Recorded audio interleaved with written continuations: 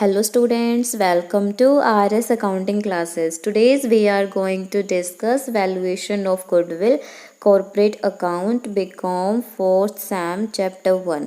And ये मेरा Telegram channel है RS अकाउंटिंग क्लासेस, आप इसको ज्वाइन कर लीजिए। यहाँ पर आपको आने वाले वीडियोस की अपडेट्स मिलती रहेंगी। इसके अलावा study material, syllabus PDF, sample papers, previous year papers वो आपको यहाँ पे अवेलेबल हो जाएंगे। So please join it. Goodwill की वैल्यूएशन करने के हमने 3 मेथड्स कर लिए हैं। First is average profit method, second is super profit method and third is capitalisation method. हमारा फोर्थ मेथड है परचेज कंसिडरेशन मेथड। अब ये परचेज कंसिडरेशन क्या होता है? लेट करते हैं कि फर्म ए है एंड फर्म बी है।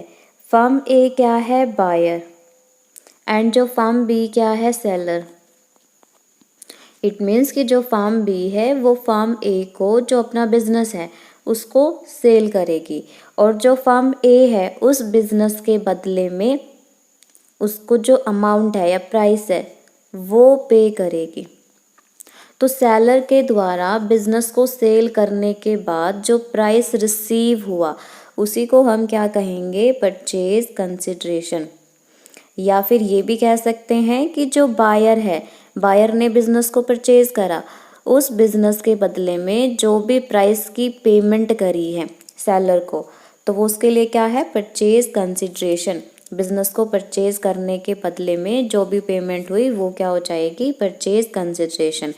अब परचेज कंसिडरेशन के थ्रू हम कैसे कैलकुलेट करेंगे गुडविल की अमाउंट को? अब हम अज्यूम करते हैं कि जो परचेज कंसिडरेशन है वो लेट कर लिया 5 लाख रुपीज़ है। मतलब जो ए ने बी का बिजनेस परचेज करा उसके 5 लाख रुपए उसने पेमेंट कर दी। और जो बिजनेस था बी का उसकी जो नेट एसेट थी, नेट एसेट कैसे? असेट्स माइनस में लाइबिलिटीज़, कि जो भी आउटसाइड पेमेंट वगैरह करनी थी वो हमने असेट्स में से लेस कर दी। वो कितनी थी? हमारी 4 लाख रुपीज़ की।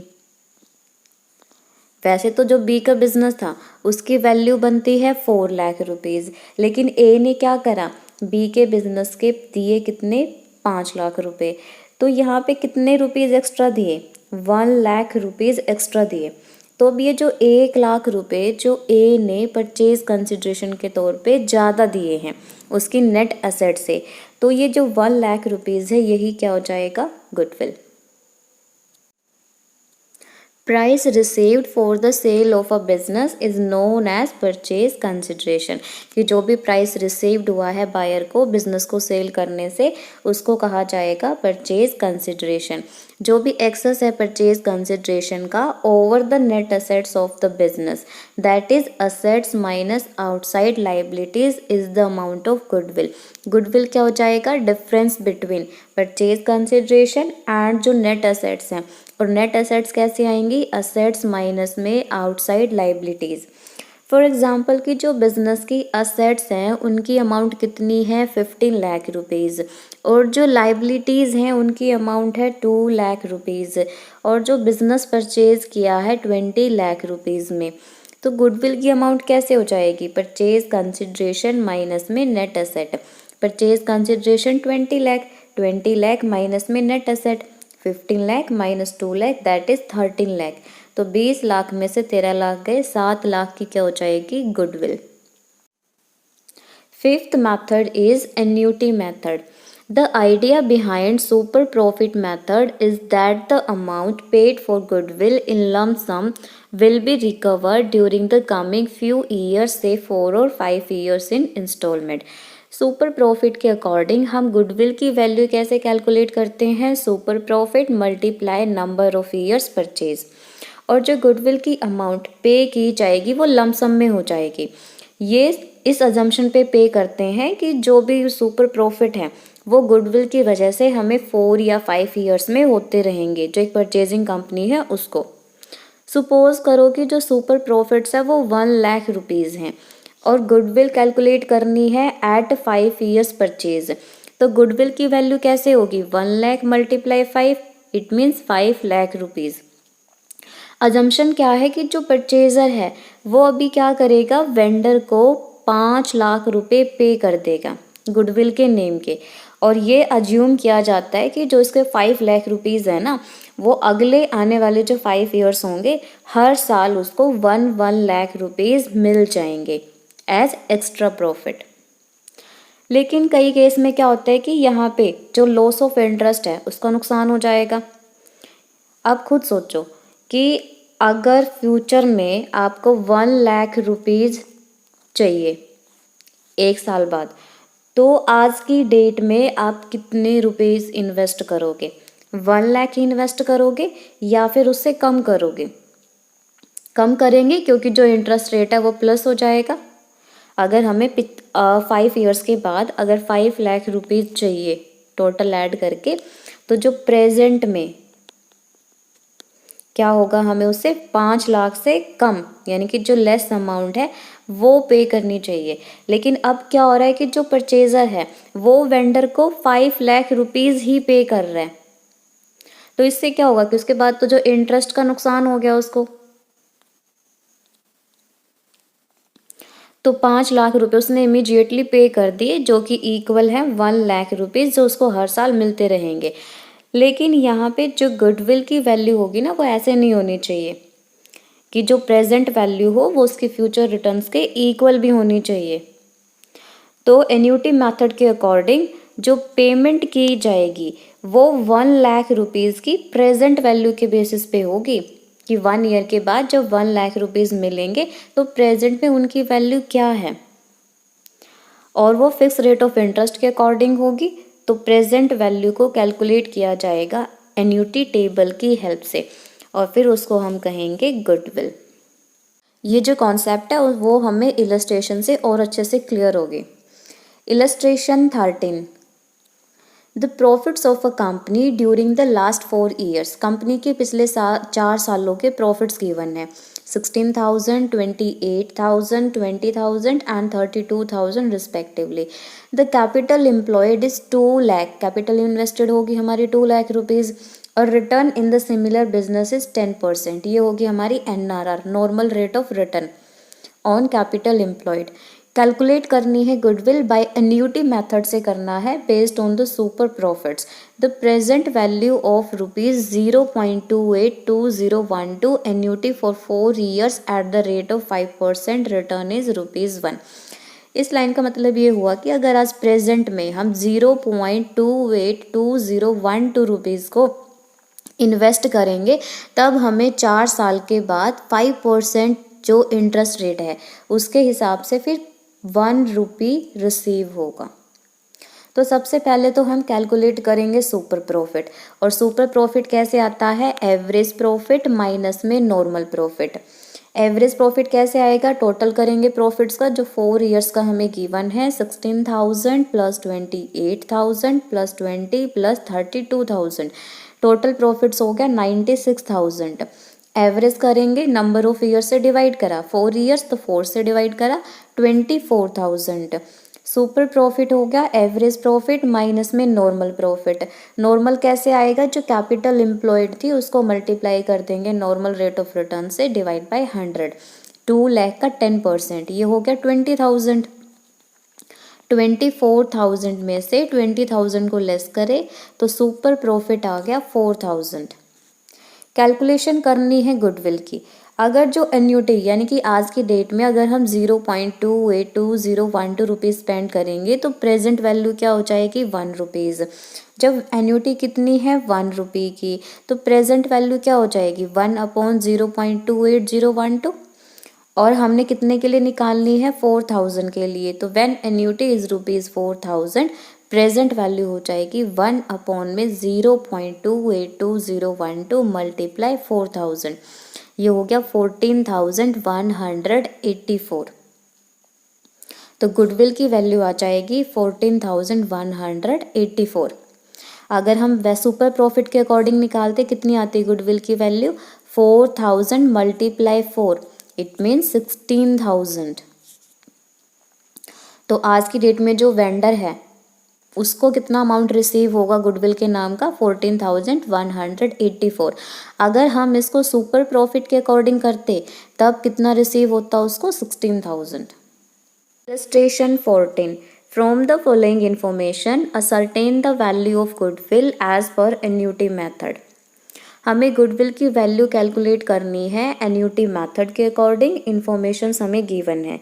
Average capital employed 4 lakh rupees. Normal rate of profit 10%. Profits given है 2010 के 62,000, 11 के 59,000, 12 के 66,000. Profit for 2011 has been arrived at after writing of abnormal loss of rupees 2000.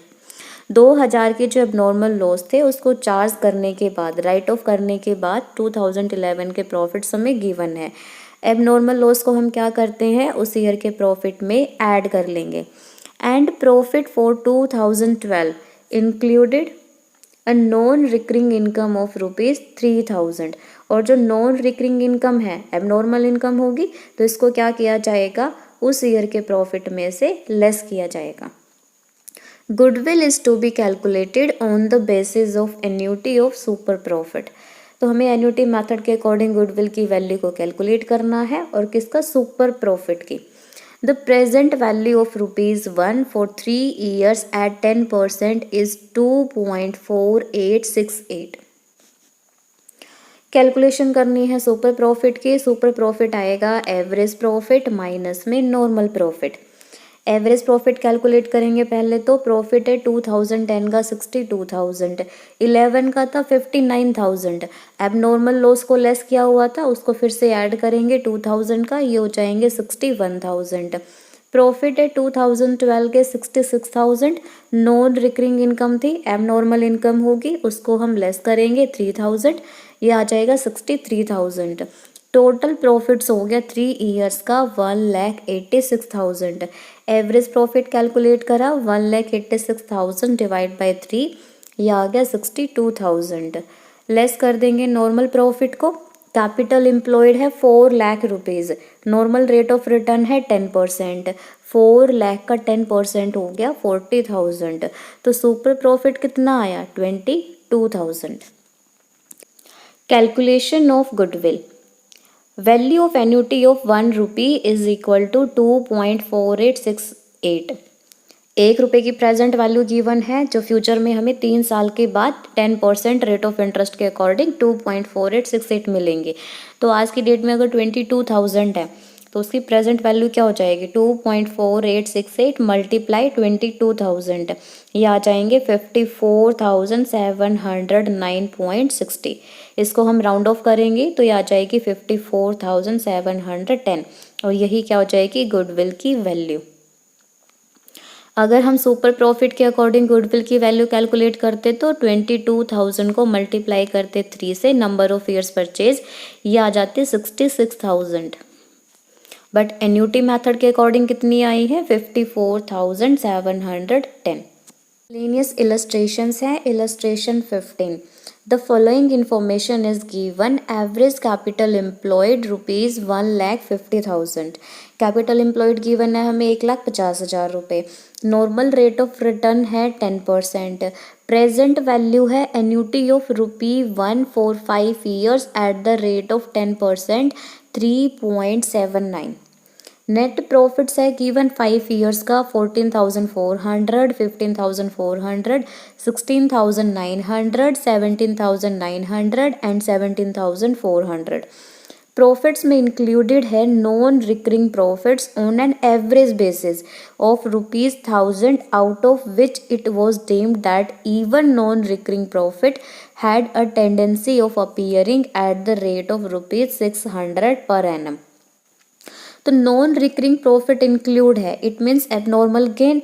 इसको तो हम क्या करेंगे, 1,000 रुपीज़ को एवरेज प्रॉफिट में से लेस करेंगे. लेकिन बाद में ये भी अज्यूम किया गया है कि जो नॉन रिकरिंग प्रॉफिट होने के बावजूद भी जो 600 रुपये के हिसाब से टेंडेंसी है कि वो फ्यूचर में भी अकर्ड होंगे, तो ये क्या बन जाएगा, नॉर्मल इनकम. और फिर इसको हम क्या करेंगे, एवरेज प्रॉफिट में ऐड कर लेंगे. You are required to calculate goodwill. हमें गुडविल की वैल्यूएशन करनी है as per annuity method, as per 5 years purchase of super profits and as per capitalization of super profit. इन तीनों मेथड से हमें गुडविल की वैल्यू को कैलकुलेट करना है। तो सबसे पहले तो हमें सुपर प्रॉफिट ही निकालना होगा, और सुपर प्रॉफिट कैसे आएगा? Average profit minus normal profit. Average profit कैसे करेंगे? जो 5 years का प्रॉफिट गिवन है उनको ऐड कर लेंगे। सबको हमने ऐड करा और डिवाइड कर दिया 5 से, तो एवरेज प्रॉफिट हो गया 16,400। बट अभी एडजस्टमेंट करनी है, लेस कर देंगे नॉन रिकरिंग प्रॉफिट को 1,000 रुपीज़, ये हो गया 15,400। ऐड करेंगे रिकरिंग प्रॉफिट को 600, तो एवरेज एक्सपेक्टेड प्रॉफिट हो जाएगा 16,000। लेस करेंगे नॉर्मल प्रॉफिट, कैपिटल एम्प्लॉयड है 1,50,000, नॉर्मल रेट ऑफ रिटर्न है 10%, 1,50,000 का 10% हो गया 15,000, तो सुपर प्रॉफिट कितना आ गया? 1,000 रुपीज़। अब हम कैलकुलेट करते हैं गुडविल की वैल्यू। पहला है एन्यूटी मेथड के अकॉर्डिंग, तो 1,000 है और एन्यूटी वैल्यू कितनी गिवन है? 1 रुपये की जो प्रेजेंट वैल्यू है वो 3.79 है, तो 1,000 रुपीज़ की क्या हो जाएगी? 1,000 मल्टीप्लाई 3.79, ये आ जाएंगे 3,790 रुपीज़। फिर कैलकुलेट करते हैं गुडविल को as per purchase of super profit. Super profit multiply number of years purchase हो जाएंगे। Number of years purchase given है 5, 1,000 multiply 5 is equal to 5,000 rupees. Goodwill as per capitalisation method कैसे करते हैं? Super profit multiply 100 upon NRR। Super profit 1,000 है, 100 divide by normal rate of return 10% है, तो 10 से डिवाइड करा तो गुडविल की वैल्यू आ जाएगी 10,000 rupees. Illustration 16. The average capital employed in net tangible assets of a firm was rupees 5 lakh, out of which 40,000 rupees were invested in the form of 8% government securities purchased at par. जो capital employed given है 5 लाख रुपए, इसमें से क्या करा? जो 40,000 रुपये थे वो गवर्नमेंट सिक्योरिटीज़ में इन्वेस्ट कर दिए, और ये क्या होगी? आउटसाइड द बिजनेस होगी इन्वेस्टमेंट, तो इसको क्या करेंगे? एवरेज कैपिटल एम्प्लॉयड में से लेस करेंगे, क्योंकि ये इनमें इंक्लूड है। तो हमारे पास जो एक्चुअल में एवरेज कैपिटल एम्प्लॉयड हो जाएगी वो हो जाएगी 4,60,000। ये है हमारी capital employed. The expected future profits of the firm are rupees 60,000। ये तो एक्सपेक्टेड प्रॉफिट हो गए। अब इनमें इन प्रॉफिट्स में क्या इंक्लूड है? जो गवर्नमेंट सिक्योरिटीज़ पे 8% के अकॉर्डिंग रिटर्न मिली थी वो भी। ये आउटसाइड इनकम होगी, यानी कि हमें बिजनेस की एक्टिविटीज से रिटर्न नहीं मिली है, बिजनेस के बाहर हमने जो इन्वेस्ट करा था वहाँ से रिटर्न हुई है, तो इसको भी क्या करेंगे? लेस कर देंगे। 40,000 का 8%, ये हो जाएगा 3,200। तो हमारे पास जो एवरेज प्रॉफिट है, एक्चुअल में जो एवरेज प्रॉफिट आएगा 56,800 रुपीज़। हमें गुडविल की वैल्यू कैलकुलेट करनी है according to the following methods. पहले है 2 years purchase of average profit. Average profit हमारे पास आ चुका है 56,800, इसको मल्टीप्लाई कर देंगे नंबर ऑफ ईयर परचेज से, और वो कितने हैं? 2 years, तो 2 से मल्टीप्लाई करा तो हमारे पास गुडविल की वैल्यू आ जाएगी 1,13,600। सेकेंड मेथड है 5 years purchase of super profit. Average profit आ चुका है, तो पहले हमें सुपर प्रॉफिट निकालना होगा। एवरेज प्रॉफिट माइनस में नॉर्मल प्रॉफिट। एवरेज प्रॉफिट पता है 56,800। नॉर्मल प्रॉफिट कैसे आएगा? जो कैपिटल एम्प्लॉयड है उस पर जो रेट ऑफ रिटर्न है वो हमें 10% गिवन है। नॉर्मल रेट ऑफ रिटर्न 4,60,000 का 10% हो गया 46,000। 56,800 में से लेस करा 46,000, तो ये आ जाएंगे 10,800। 10,800 ये हो गया सुपर प्रॉफिट। गुडविल की वैल्यू निकालनी है तो सुपर प्रॉफिट को मल्टीप्लाई कर देंगे नंबर ऑफ ईयर्स परचेज से, ये है 5 years। 10,800 मल्टीप्लाई 5, ये हो जाएगा 54,000। गुडविल की वैल्यू आ जाएगी।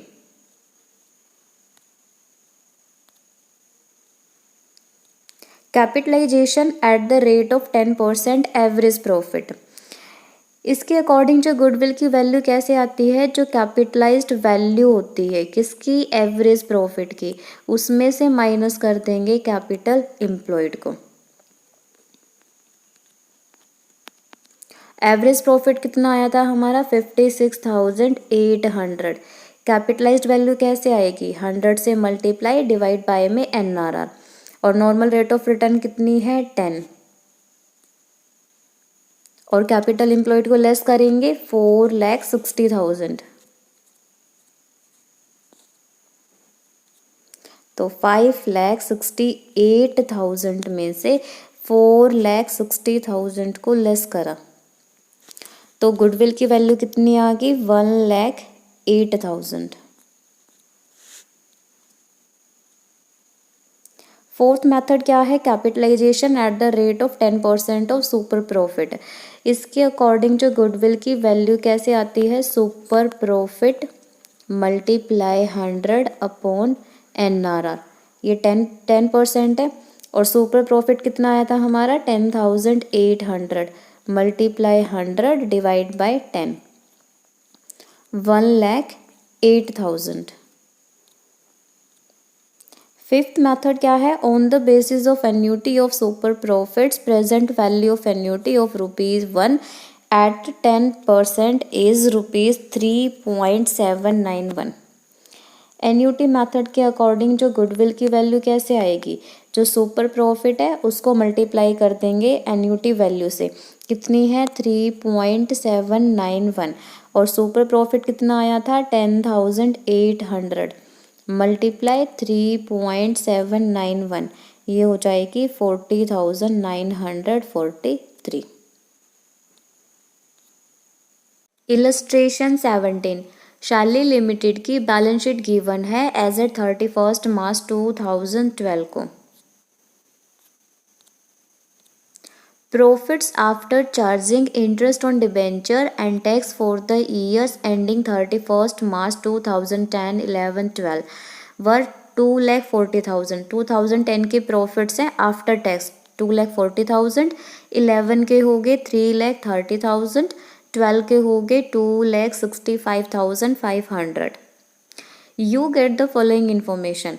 फर्स्ट क्या है, नॉर्मल रेट ऑफ रिटर्न 10% है on the average capital. Second क्या है, the value of freehold property is to be ascertain on the basis of 8% return. The current rental value is ₹48,000 per annum. तो हमें क्या करना है, free hold property की जो करंट वैल्यू है उसको असर्टेन करना है, और किस हिसाब से कि 48,000 रुपीज़ की रिटर्न हो, और कितने परसेंट के अकॉर्डिंग, 8% के अकॉर्डिंग। लेट करो कि जो फ्री होल्ड प्रॉपर्टी है उसकी वैल्यू होगी X रुपीज़, X पे कितना रिटर्न 8%, किसके इक्वल आएगा 48,000 के। तो X की वैल्यू क्या हो जाएगी 48,000 multiply 100 upon 8,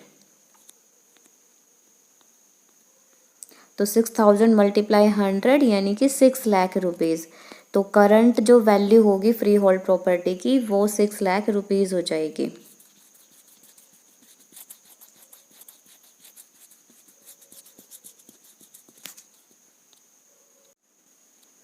tax rate given है 50%।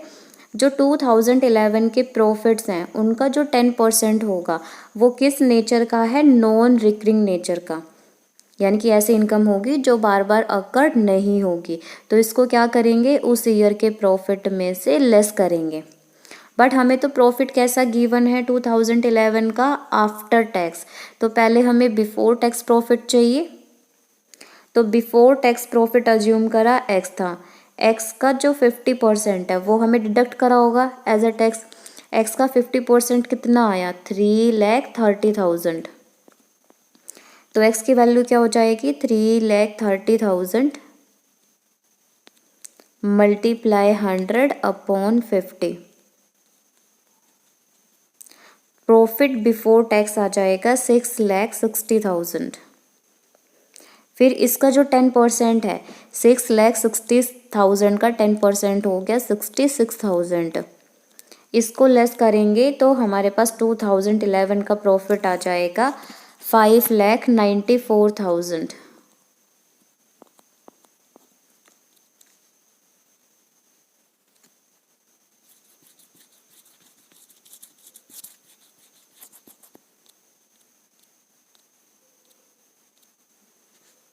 A provision of rupees 25,000 on trade receivables was made in the year 2012 which is no longer required। Same ऐसे ही 2012 का जो प्रॉफिट है उसमें 25,000 रुपये का प्रोविज़न इंक्लूड है, provision for doubtful debts, but वो अब रिक्वायर्ड नहीं है। इसको क्या करेंगे, उस ईयर के प्रॉफिट में ऐड करेंगे। सेम ऐसे ही 2012 का भी क्या है, आफ्टर टैक्स प्रॉफिट गिवन है। सबसे पहले हमें बिफोर टैक्स प्रॉफिट निकालना होगा और वो कैसे आएगा, 2,65,500 मल्टीप्लाई 100/50, ये हो गया 5,31,000। और इसमें क्या करेंगे, 25,000 को ऐड कर देंगे तो ये आ जाएगा 5,56,000। A claim of 10,000 against the company is to be provided and adjusted against profit for the year 2012। 2012 में क्या हुआ, क्लेम भी इंक्लूड है 10,000 का, और क्लेम क्या करेंगे, इसमें से लेस कर देंगे 5,56,000 माइनस में 10,000। तो 2012 का जो एडजस्टेड प्रॉफिट आएगा वो हो जाएगा 5,46,000। You are required to calculate the value of goodwill on the basis of annuity of super profit। तो हमें एन्यूटी मेथड के अकॉर्डिंग जो गुडविल की वैल्यू को कैलकुलेट करना है, और किसकी एन्यूटी करनी है, सुपर प्रॉफिट की। और जो प्रेजेंट वैल्यू है 1 रुपये की फॉर 3 ईयर्स एट 10% इज 2.487। कुछ नहीं करना, सुपर प्रॉफिट निकालना है और उसको हमें मल्टीप्लाई करना है 2.487 से। एवरेज प्रॉफिट तो हमारा आ जाएगा। तो सबसे पहले कैलकुलेशन करते हैं एवरेज मेंटेनेबल प्रॉफिट की। तो जो प्रॉफिट हमें आफ्टर टैक्स गिवन है, तो सबसे पहले हमें क्योंकि एडजस्टमेंट करनी पड़ेगी इसलिए प्रॉफिट बिफोर टैक्स चाहिए। तो नेट प्रॉफिट बिफोर टैक्स 2010 का कैलकुलेट करा, 2,40,000 मल्टीप्लाई 100/50, ये हो गया 4,80,000। Net profit before tax for 2011 का 3,30,000 मल्टीप्लाई 100/50, ये हो गया 6,60,000। इसमें से लेस कर देंगे जो नॉन रिकरिंग प्रॉफिट है 10%, 6,60,000 का 10% हो गया था 66,000। 11 का प्रॉफिट आया हमारे पास 5,94,000। Net profit before tax for 2012 2,65,500 multiply 100/50, before tax आया 5,31,000। इसमें ऐड कर देंगे प्रोविजन ऑन सन्ड्री डेटर्स, क्योंकि अब रिक्वायर्ड नहीं है 25,000 के, तो ये हो गया 5,56,000। इसमें से लेस कर देंगे जो क्लेम प्रोवाइड करना है 10,000 का, तो एडजस्टेड प्रॉफिट हो गया 5,46,000। टोटल प्रॉफिट हो गया 3 ईयर्स का बिफोर टैक्स, टैक्स से पहले का प्रॉफिट आया है 16,20,000। 16,20,000 में से क्या करेंगे, अब जो 50% का टैक्स है उसको लेस कर देंगे। 50% टैक्स हो गया 8,10,000। टोटल प्रॉफिट आफ्टर टैक्स हुआ 8,10,000। एवरेज प्रॉफिट करेंगे, 8,10,000 को डिवाइड कर देंगे नंबर ऑफ ईयर से, वो 3 ईयर्स से, 3 से डिवाइड करा 2,70,000। ये हो गया हमारा average profit after tax. Calculation करनी है एवरेज कैपिटल एम्प्लॉयड, क्योंकि हमें क्वेश्चन में गिवन नहीं है। और एवरेज कैपिटल एम्प्लॉयड कैसे आएगी, जो भी असेट्स हैं करंट असेट्स प्लस में नॉन करंट असेट्स, और माइनस कर देंगे आउटसाइड लाइबिलिटीज़ को। असेट्स में क्या क्या गिवन है, free hold property. Free hold property की जो हमने करंट वैल्यू है वो कैलकुलेट करी थी, 48,000 डिवाइड बाई 8 मल्टीप्लाई 100, कितनी आई थी, 6 लाख, वो आ जाएगी। प्लांट एंड मशीनरी की वैल्यू 3,20,000 है, हम इसको ऐड कर लेंगे। गुडविल को इंक्लूड नहीं करते। करंट असेट्स में इन्वेंट्री है 3,80,000 की, ये आ जाएगी। ट्रेड रिसीवेबल नेट है, नेट मीन्स इसमें से हमने जो प्रोविज़न फॉर डाउटफुल डेट्स है उसको लेस किया हुआ है। और हमने क्या पढ़ा था कि जो 25,000 के प्रोविज़न थे वो अब रिक्वायर्ड नहीं है, तो 5 लाख में हम क्या करेंगे, उनको प्लस कर देंगे 25,000 को। तो अब ट्रेड रिसीवेबल कितने के हो जाएंगे, 5,25,000। बैंक का बैलेंस गिवन है 1,50,000। सबको ऐड करेंगे तो टोटल आ जाएगा हमारे पास असेट्स का। अब इसमें से लेस कर देंगे आउटसाइड लाइबिलिटीज़ को। एक तो क्या है, 9% डिबेंचर्स है 4,20,000, ट्रेड पेबल्स है 1,18,500, और साथ में हमने 10,000 का जो क्लेम था वो भी क्या हो जाएगा, इसमें से लेस हो जाएगा। एवरेज कैपिटल एम्प्लॉयड कैलकुलेट करेंगे। फ्री होल्ड प्रॉपर्टी की जो मार्केट वैल्यू है 6 lakh rupees, plant and machinery 3,20,000, inventory 3,80,000, trade receivable 5 lakh थे, ऐड करा प्रोविजन 25,000, ये हो गया 5,25,000। बैंक का बैलेंस गिवन था 1,50,000, टोटल हो गया असेट्स का 19,75,000। इसमें से लेस करेंगे आउटसाइड लाइबिलिटीज़ को, 9% डिबेंचर 4,20,000 के, trade payables 1,18,500, outstanding claim 10,000, total outside liabilities होगी 5,48,500। तो नेट कैपिटल एम्प्लॉयड आ जाएगी हमारे पास 14,26,500। अब इसमें से क्या करेंगे, करंट ईयर्स का जो प्रॉफिट है आफ्टर टैक्स उसका हाफ वो डिडक्ट कर देंगे, फिर हमारे पास आ जाएगी average capital employed. Current year का प्रॉफिट हमारे पास कितना था, जो बिफोर टैक्स था 5,46,000, टैक्सेशन 50% टैक्स था वो लेस करा 2,73,000, तो करंट ईयर का प्रॉफिट आफ्टर टैक्स हो गया 2,73,000, और 2,73,000 का हाफ 1,36,500। एवरेज कैपिटल एम्प्लॉयड आ गई 12,90,000। अब हमारे पास एवरेज प्रॉफिट भी है, एवरेज कैपिटल एम्प्लॉयड भी है। कैलकुलेशन करते हैं सुपर प्रॉफिट्स की। एवरेज प्रॉफिट आफ्टर टैक्स 2,70,000 आया था, और उसमें से नॉर्मल प्रॉफिट जो एवरेज कैपिटल एम्प्लॉयड आई थी 12,90,000, उसका 10%, ये हो गया 1,29,000। सुपर प्रॉफिट आ गया 1,41,000। जो प्रेजेंट वैल्यू है 1 रुपये की 3 ईयर्स के अकॉर्डिंग 10% की रेट से 2.487 है, और सुपर प्रॉफिट है 1,41,000। तो गुडविल हो जाएगी 1,41,000 multiply 2.487 is equal to 3,50,667। Which method is the best और कंपैरिजन ऑफ वेरियस मेथड्स। हमने टोटल 5 मेथड्स किए हैं गुडविल की वैल्यूएशन के। Average profit method, super profit method, capitalization method, purchase consideration method and annuity method. इन सभी methods में से जो सुपर प्रॉफिट मेथड है वो एक आइडियल मेथड माना जाता है। क्यों? क्योंकि सुपर प्रॉफिट मेथड में कैपिटल एम्प्लॉयड को कंसिडर किया गया और कैपिटल एम्प्लॉयड को एवरेज प्रॉफिट मेथड में इग्नोर कर दिया। एक तो रीज़न ये हुआ कि ये एवरेज प्रॉफिट मेथड से ज़्यादा बेटर हो गया। जो कैपिटलाइजेशन मेथड है उसमें गुडविल की अमाउंट कैसे आएगी, मैक्सिमम अमाउंट आ जाएगी। इससे क्या होगा, बायर को कोई भी एडवांटेज नहीं मिलेगी, इसीलिए सुपर प्रॉफिट मेथड अच्छा है।